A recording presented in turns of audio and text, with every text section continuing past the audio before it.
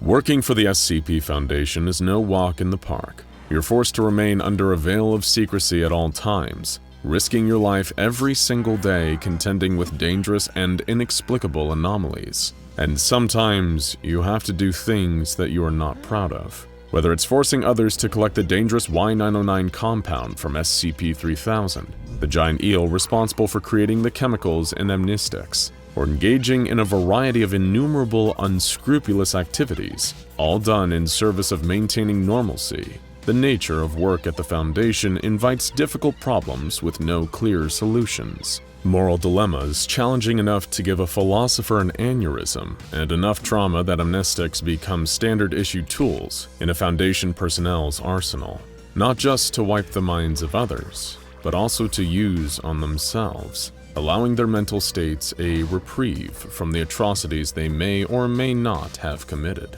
But that's part of the job description. You know what you're signing up for when it comes to the SCP Foundation. Even if you're unsure of what your job will entail, what you need to understand is that when you work for the SCP Foundation, every day could potentially be your last. And if it's not yours, it's almost definitely someone else's. Maybe that's what the recruiting officers tell prospective researchers and agents to really cheer them up. Sometimes carrying out the Foundation's morally questionable acts results in, or in some cases, requires one of the most irreversible permanent actions: taking a life. Death is a common sight at the Foundation. Your job is constantly at risk of prematurely disappearing due to one faulty containment chamber leading to a full-scale breach, or just having the bad luck that comes with being one of the first ones to explore a mysterious location before all of the anomalous effects within are mapped out. Being assigned to a dangerous anomaly will practically ensure you'll see death and potentially be the cause of it. D-Class personnel are the Foundation's lab rats, reportedly sourced from death row inmates and other unsavory characters. These guys do the jobs that no one else wants to do. Whether it's cleaning the containment chamber of the hostile, neck-snapping SCP-173, or venturing into the dark, unending depths of SCP-087's staircase, there's no shortage of incredibly dangerous tasks for the Foundation to hand out. With so much death and destruction surrounding them, it shouldn't come as a surprise that the Foundation initiated Project Demerung to research what happens after death, if anything. But that's another story entirely. Let's keep talking about D-Class personnel. There's always someone behind the D-Class, the one giving orders. And when those orders result in a loss of life, it's going to weigh down on that person's consciousness, death row inmate or not. Sometimes amnestics are enough to smooth it over, sometimes not. But no one can say that the Foundation does not have an insensitivity to death. It only takes one look at an SCP file's cold clinical delivery of a brutal experiment gone wrong to realize this. Names listed, names redacted. Sometimes it really feels like all these deaths are just numbers and statistics for the Foundation to report. Maybe the D really does stand for disposable. On one hand, it's understandable. The Foundation is an institution of science, and the need for reports to be as accurate, detailed, and professional as possible outweighs the sorrow and sadness that comes with the loss of life. But on the other hand, would it hurt these guys to show some humanity for once? It's always a crowd pleaser when the Foundation comes down from its high horse and goes the extra mile to show how much they care. Like when the legendary D-14134 single-handedly saved the world from the deadly SCP-1983, a barnhouse infested with vicious heart-collecting entities that even the Foundation had difficulty dealing with. Sure, D-14134 died, but he was posthumously awarded the Foundation's star for his efforts, the second ever D-Class to do so. Okay, maybe the Foundation needs a bit of work on figuring out how to best honor its most respected members, but is this cold, detached outlook just a result of years of exposure to the hardships of anomalous containment, or is there something larger at play? This SCP-001 proposal just may provide your answer. As we've explained before, there is no single SCP-001, but many. An old Foundation legend passed down between personnel says that many of the highly classified 001 files are fake, mere diversions to confuse the true 001. A file so secretive that the Foundation resorted to deception on a scale untold just to hide its existence. But that's just a rumor. The truth is that the 001 database is composed of dozens of proposals, all of which details objects of high importance and standing to the Foundation at large. From Tufto's proposal, which details the surprising history between the threshold between antiquity and modernity, the Scarlet King, to Ball's proposal, which focuses around a sheaf of papers with the capability to create anomalies. These files don't shy away from covering big questions and delivering even bigger answers. But as always, keep in mind that due to the inherent mystery and veil of secrecy involved in an SCP-001 file, not everything may be true, or appear as simple as it seems. The anomaly we'll be looking at today is Solvex's SCP-001 proposal, which, on the outset, looks deceptively simple. SCP-001 is an antique lamp, like one you'd see at a pawn shop or in your grandparents' attic. While the material of the lamp is decidedly not anomalous, the fuel space is filled with Class A ectomorphs, an anomalous particle. Foundation researchers have hypothesized that the presence of these particles allow for the lamp's flames to burn indefinitely, and an experiment testing these capabilities lasted for over a month, with no signs of extinction. Viewing its flames triggers an anomalous effect, the suppression of responsibility for deaths caused by the viewer. That's right, SCP-001 extinguishes responsibility for your actions, specifically those that have resulted in the deaths of others. While your conscience may be lightened, this object acts only as a distraction. The memory of the deaths still exists. If mentioning such a death absolutely cannot be avoided, viewers of SCP-001 will instead describe it with a euphemism.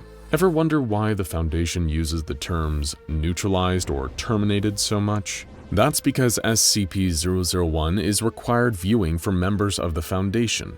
Initially, following the item's retrieval in Texas, SCP-001 was cataloged as a simple anomaly, a light that did not burn out. Its secondary effect of alleviating responsibility was discovered after the fact, no doubt after some researchers felt unusually calm about sending a few individuals to their deaths. Sorry, I meant terminations, in service of the Foundation one day. Its effects transfer even to pictures and videos of SCP-001's flames, which are distributed to all Foundation personnel under a directive referred to as the Acquittal Protocol.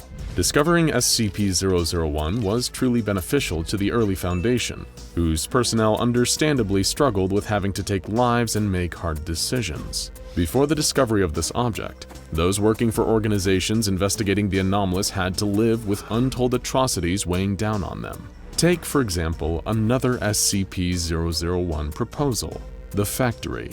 One of the many conflicting, varying origin stories for the Foundation, the Factory was one of the first anomalies investigated by the Foundation, before it had even been established as the Foundation. A horrific industrial factory filled to the brim with tortured workers, burning machines, and the stench of death. While the factory was dealt with to the best of the early Foundation's abilities, those involved in the operation were scarred, and rightfully so.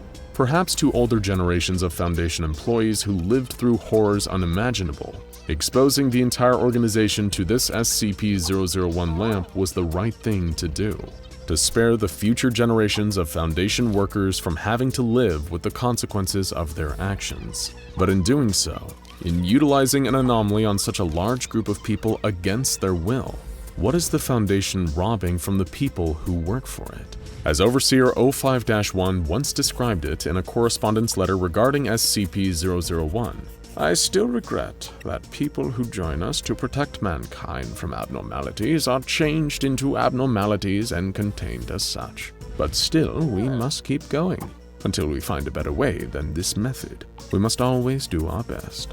In a way, the transformation of the very morality of a human being is an anomaly in itself. By negating the effects of witnessing death, you deliberately create behavior that goes against hundreds of thousands of years of biological wiring.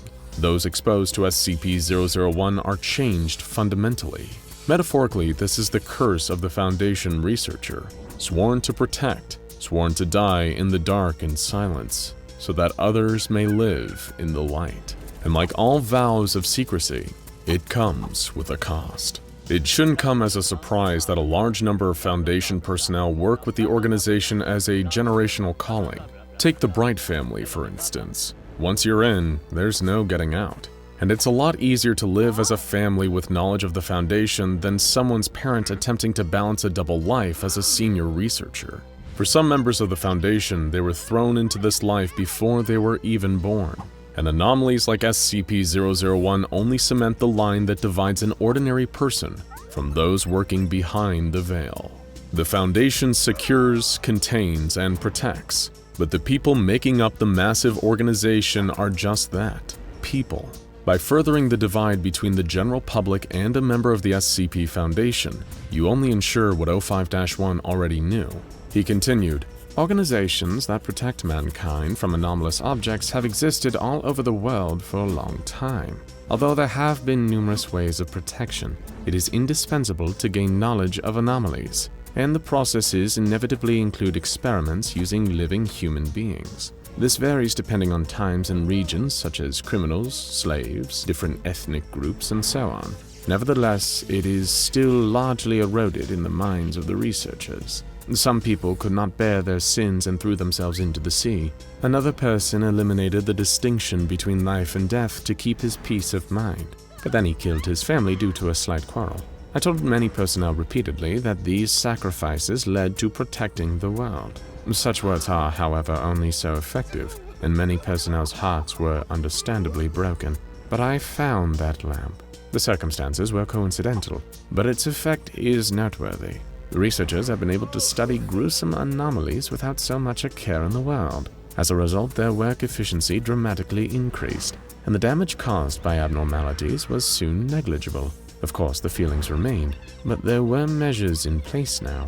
Amnestics, advanced anomalous therapies. If we wanted, we could remove the very emotion of sadness from a man's psyche, but we couldn't. We're already far too gone, and the lasting effects of this lamp weigh on my mind the way it is. Those who abandon their responsibility for death by themselves become heterogeneous in daily life where general morality exists. They had become impossible to live among the general public. Institutions such as the Ethics Committee, the board of directors responsible for maintaining the Foundation's moral integrity, can only do so much when surrounded by the amount of death the average secure facility deals with. This is likely why directives such as the Acquittal Protocol are greenlit. It doesn't entirely negate the effects of death, but it works pretty well as a cheap, simple, organization-wide amnestic, pushing the uncomfortable memories and thoughts to the back of the mind until they're absolutely needed, and even then making sure to sugarcoat them in the most detached, robotic way possible. So the next time you think you want to submit a job application to the SCP Foundation,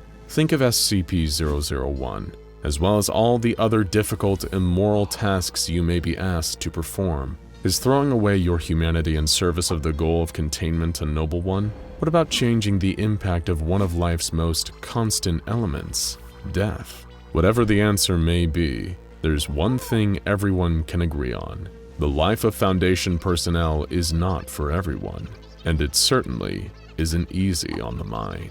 Now go check out SCP-001 The Way the World Ends, Reality Unfolds, and SCP-001 Which is the Real 001 SCP animation for more wicked and wild SCP-001 possibilities.